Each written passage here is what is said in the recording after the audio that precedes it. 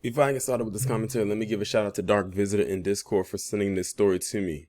Now, this is a face that we are all too familiar with, unfortunately, but we're going to talk about him right now, and that's John Mattingly.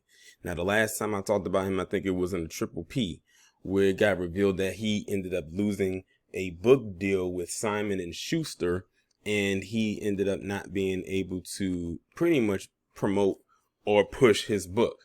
Well, now it looks like some publishing company out there decided to take a chance on him, and now it looks like his book might actually finally be getting published, unfortunately.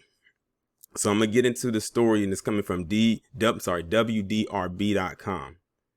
One of the officers involved in the raid that killed Breonna Taylor has a new book deal.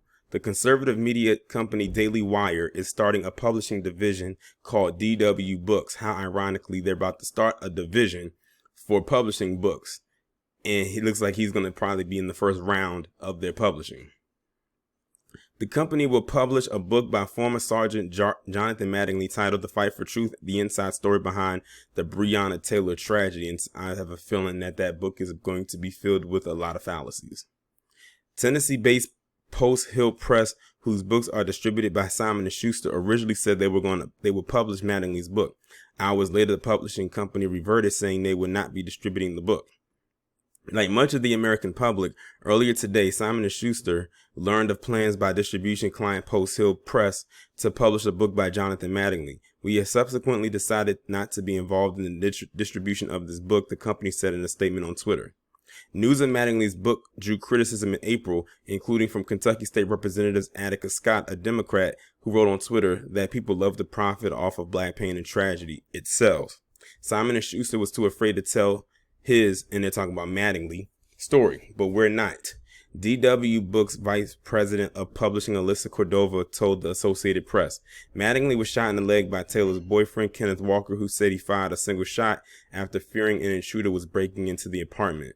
A release date for the book has not yet been announced. Now, interesting that they mentioned that last part about Kenneth Walker shooting Mattingly in the leg. Like, they keep leading with that. And they tried to make Kenneth Walker out to be the bad guy when he was merely defending his home, which he had every right to do so. But, you know, when you are black in this establishment, your defenses only go but so far, in their eyes, at least.